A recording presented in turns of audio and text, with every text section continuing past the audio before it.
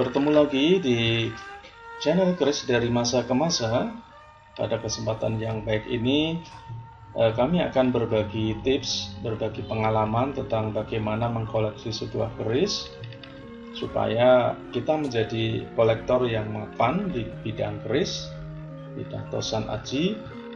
Apa yang kita miliki benar-benar berkualitas, penuh dengan kemapanan, dan diakui sebagai kolektor yang benar-benar mapan, ya, kolektor yang benar-benar sukses. Baik, semoga nantinya bisa bermanfaat, ya. Jangan sampai kita menjadi kolektor yang kewalahan dengan koleksi kita sendiri karena membanjirnya begitu banyak keris pada ruangan kita. Baik, kita akan mulai dari pertama tentang misi kita dalam mengkoleksi keris, ya. Banyak misi untuk mengkoleksi keris, maka kita harus menentukan apakah menjadi kolektor sejati, apakah menjadi kolektor dan kolektor, ya, penjual juga, ataukah kita hanya sebagai penggembira, hanya mengkoleksi satu atau dua buah saja, atau mungkin dengan misi yang lain, ya, misi sebagai investasi misalnya, ya. Baik, nah di sini kita harus menentukan misi kita apa. Kalau kolektor sejati, benar di sini bahwa keris nantinya akan kita miliki selamanya dan tidak dijual kembali. Kalau kolektor, jelas kita memiliki dan kemudian kita jual kembali, ya.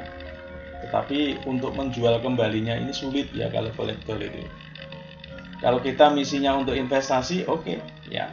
Kita memahari keris, dikiranya misalnya sudah sampai pada mahar yang kita inginkan, kemudian dilepas. Ini sebagai investasi.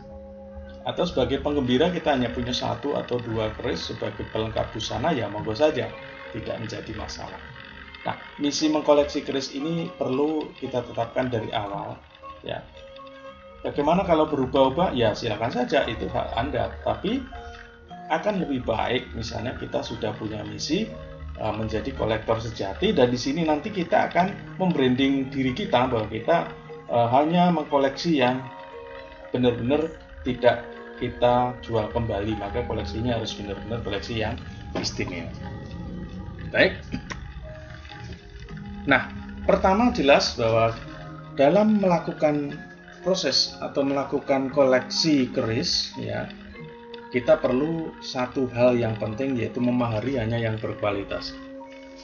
Memahari hanya yang berkualitas. Memahari keris hanya yang berkualitas. Jadi kualitas keris di sini kan banyak, ya. Dan kalau bisa, silakan carilah keris-keris yang benar-benar buatan empu. Sekali lagi, benar-benar buatan empu. Ada banyak metode, ya. Ada yang pakai itu misalnya, indah, tua, utuh dalam mengkoleksi. Ya, ada yang pakai morjo singun misalnya, pamornya bagus, bajanya bagus, wojonya bagus, besinya bagus, wangunnya juga dapat. Nah, silakan.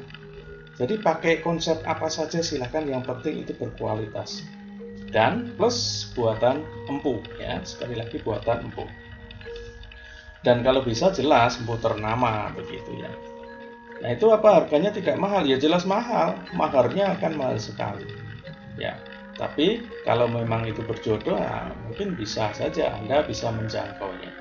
Jadi memahari hanya yang berkualitas. Bagaimana kalau saya sebagai kolektor atau untuk investasi? Ya sama. Anda menginvestasi keris, tapi investasi yang Anda beli atau Anda mahari itu keris-keris biasa, nantinya juga harganya atau maharnya tidak akan meningkat secara pesat gitu, ya. Tetapi kalau keris-keris Anda adalah keris yang langka yang Anda mahari, maka nantinya akan harganya berlipat-lipat, ya, berlipat-lipat. Jadi di sini prediksi harus kuat dulu, ya. Contoh misalnya keris Singosari, ya, 5-10 tahun yang lalu harganya masih murah. Sekarang harganya bagaimana? Sudah 2 kali lipatnya dari 5-10 tahun yang lalu. Bahkan ada yang sampai 10 kali lipat di sini. Tinggal kualitas garapnya. Mungkin akan berlanjut ke keris-keris Majapahit, keris-keris dengan tangguh-tangguh tertentu, misalnya Kediri, Jenggolo, Kabudan dan sebagainya. Keris yang sulit dicari, apalagi yang utuh, apalagi yang memang benar-benar garapnya spesial di sini, ini akan sulit untuk dicari dan semakin berkualitas. Nah, kalau ini investasi, ya 5 sampai 10 tahun ke depan akan berlipat maharnya. Ya. Tapi kalau itu kolektor sejati, ya kepuasan di sini ya, kepuasan tiap saat, setiap kita memandang akan puas sekali. Ya, karena yang kita miliki adalah karya yang benar-benar yang berkualitas. Ya. Oke.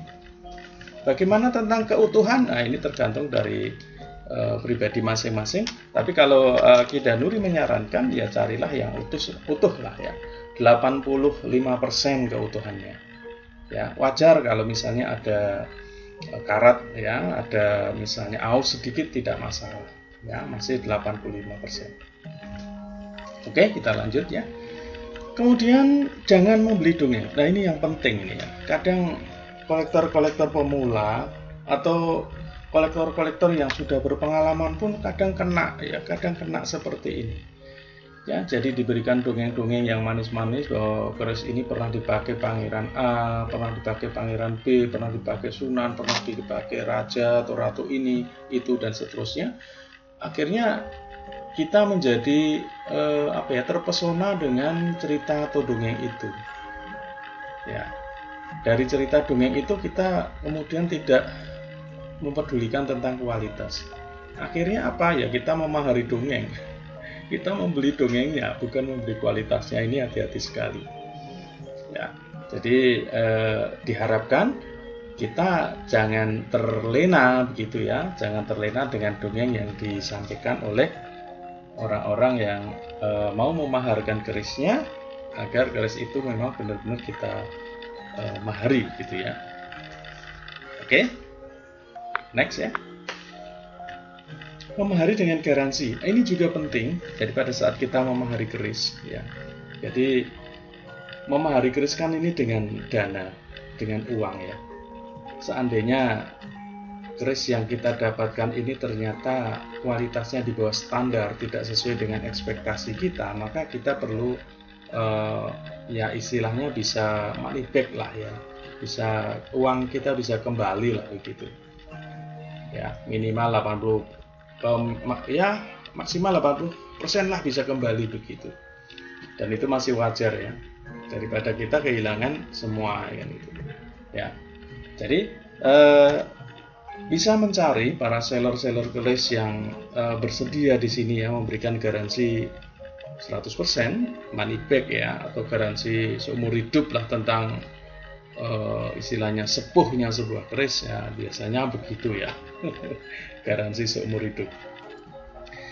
Jadi ini sangat penting ya, karena mau tidak mau kita di atas langit juga masih ada langit ya, apalagi sekarang juga canggih-canggih ya, istilahnya keris-keris yang keluar pada era ini. Oke, saya kira cukup jelas. Nah, yang ke selanjutnya ya, ini yang keempat ya. Tadi 8 tips, ini yang keempat atau kelima ya. Miliki ruang khusus pusaka. Mau tidak mau, kalau kita sudah mengkoleksi keris kita dari 1 akan bertambah 2 akan bertambah 3 dan seterusnya. Tidak mau berhenti nanti. Kalau kita sudah sayang, sudah cinta, sudah menjadi pelestari di sini, ada keris bagus, aduh, ini dompet ini pengennya kebuka terus. ATM terkuras nggak masalah ya, kita mendapat kepuasan di sini ya. Kadang ada yang bilang sama istrinya, harganya berapa? Oh, hanya 3 juta pak mah itu, padahal 30 juta gitu. Padahal 75 juta kan. Jadi kadang ya demikian. Nah, saat keris-keris sudah berdatangan, kita perlu membuatkan ruang khusus. Kalau hanya 1-2 mungkin bisa pakai kotak, bisa pakai almari khusus pusaka begitu ya. Tapi kalau keris kita sudah banyak, kita perlu ruangan khusus nantinya. Ya, kita pajang ya. Jadi kalau ada rekan kita yang pengen lihat ya monggo silakan ya, mereka bisa menikmati, bisa melihat ya. Orang-orang yang memang kita kenal secara baik, nah, itu bisa melihat. Kalau ini investasi, saya kira dipajang seperti ini akan bagus sekali ya, akan bagus sekali, membuat orang senang, kemudian menjadi pengen memiliki dan seterusnya. Jadi miliki ruang khusus pusaka supaya tidak bercampur dengan ruang-ruang pribadi kita yang lain, gitu. Nah, ini yang penting lagi nih. Nah, ini bikin saya sedih juga ini. Siapkan mental menghadapi bully ya, atau pengeboman pusaka. Jadi pusaka kita ya istilahnya bukan dijelek-jelekan ya, tapi istilahnya itu istilahnya dicari kelemahannya begitu ya.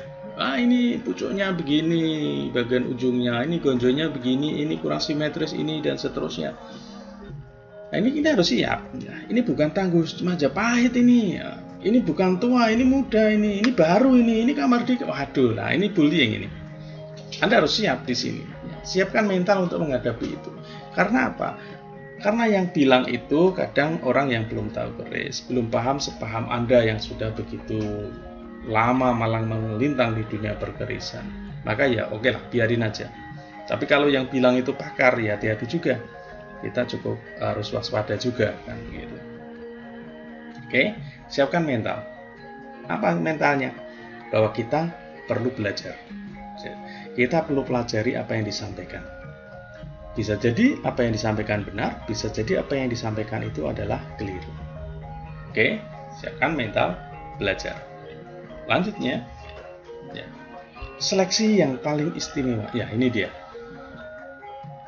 Setelah lama bergelut dalam koleksi keris, ya, Ki Danuri sendiri pun banyak pusaka atau sanaci yang berdatangan yang ada keris, tombak, pedang, kelempak ya.